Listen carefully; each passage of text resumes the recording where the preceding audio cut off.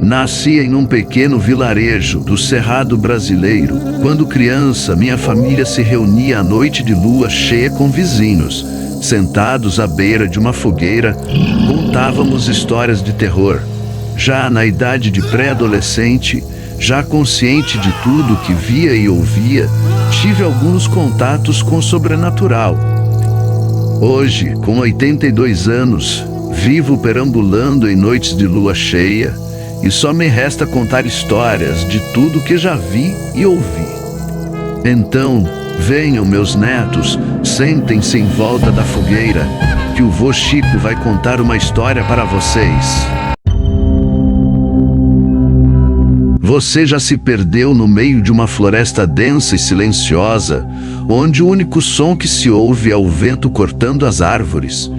E se eu te dissesse que no coração do Cerrado brasileiro existe uma lenda aterradora que faz até os mais corajosos hesitarem ao atravessar suas matas?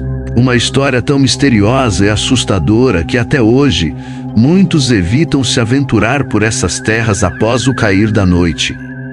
Estou falando da lenda do Corpo Seco, uma história que se arrasta pelas gerações como um pesadelo nunca esquecido. Essa história começa há muitos anos, em um vilarejo isolado no interior de Minas Gerais. A noite era quente e a lua cheia iluminava o céu, mas a floresta abaixo estava tomada por uma densa neblina.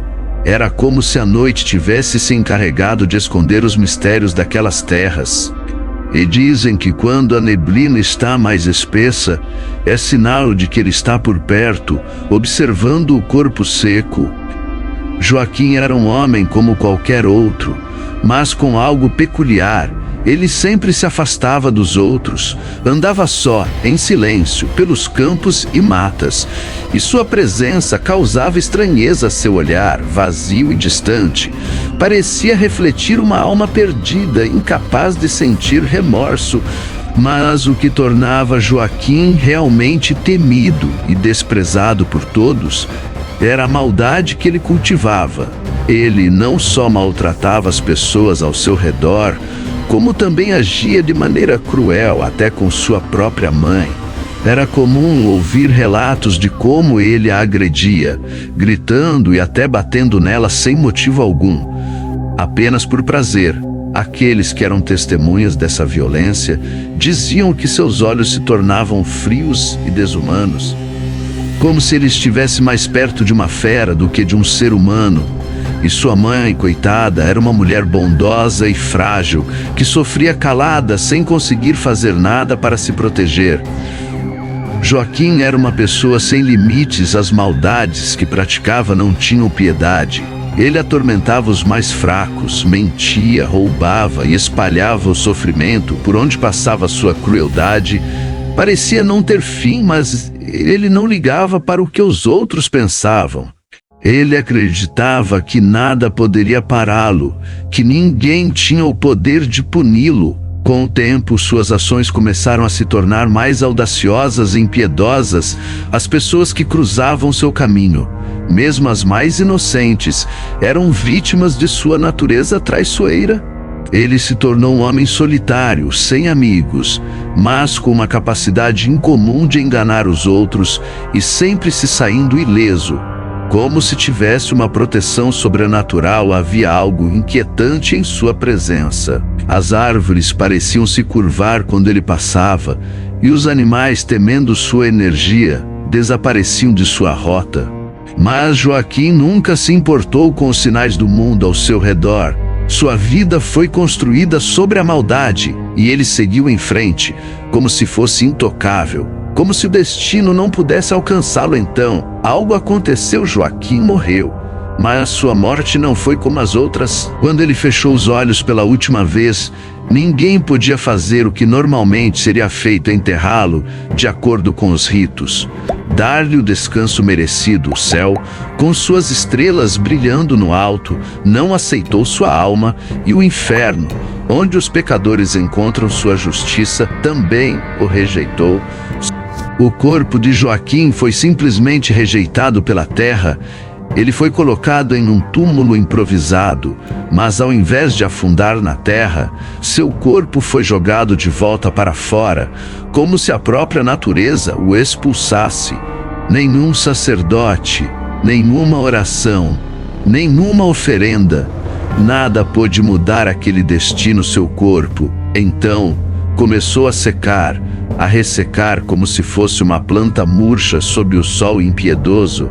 Cada dia que passava, ele se transformava mais e mais, até que não restava mais carne ou vida em seu corpo. Apenas os ossos, visíveis e estirados, ficaram para testemunhar sua existência. Diz que o corpo seco começou a andar, não como uma pessoa viva, mas como uma sombra, uma entidade sem alma. E assim ele se tornou um ser amaldiçoado, vagando pelas matas do cerrado, como se buscasse por algo que nunca encontraria: o perdão, a paz, ou talvez a morte verdadeira. Mas nada disso aconteceu. Ele continuou sua jornada interminável, sem rumo, sem propósito, mas sempre presente nas noites de neblina, nos campos onde a morte parecia esperar. Quem se atreve a caminhar pela floresta após o anoitecer, especialmente naquelas noites em que a neblina cobre o campo, é quem mais corre o risco de encontrar o corpo seco. Ele não emite som algum. Seu andar é lento, mas inconfundível. Um arrastar de ossos secos, um som que ecoa na floresta como um aviso distante de que algo está por vir. Seu corpo, agora uma casca de pele ressecada, se move pelas sombras, com um olhar vazio, sem vida. Os ossos, antigos e quebrados, fazem um barulho aterrorizante sempre que ele se move. Os que o encontraram dizem que o frio que ele transmite é insuportável, como se a própria essência da morte estivesse ali, a ponto de drenar a energia vital de quem o observa. O pior é que aqueles que veem o corpo seco não retornam. Alguns dizem que ele os hipnotiza com seu olhar vazio. Outros afirmam que ao cruzar com ele, sentem um peso tão grande em seus corações que lentamente seus corpos começam a murchar também, como se o corpo seco estivesse sugando suas forças. Aqueles que têm sorte o suficiente para escapar dizem que a única maneira de sobreviver é nunca olhar diretamente para ele.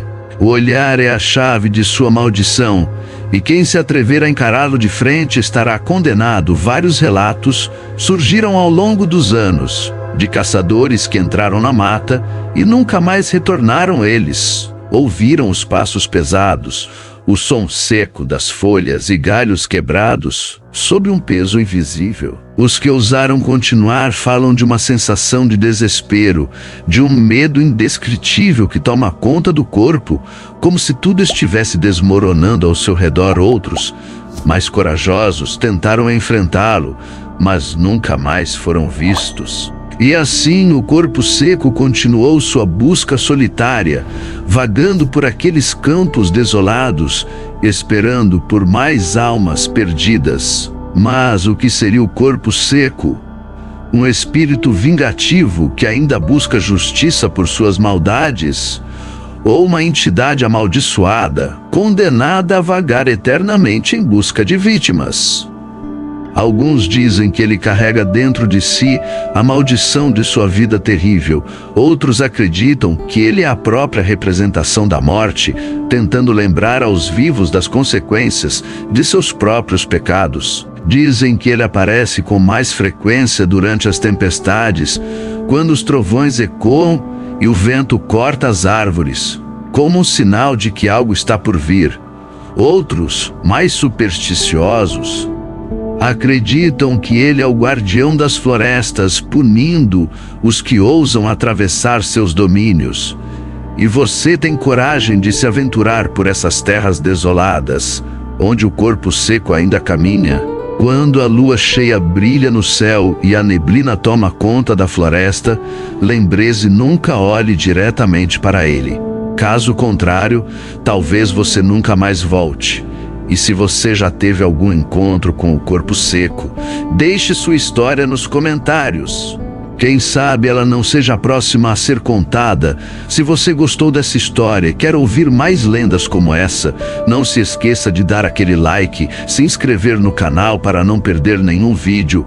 E antes de ir embora, aproveite e clique no vídeo que está aparecendo na tela agora mesmo. Até a próxima, e que os ventos do cerrado te protejam ou te encontrem.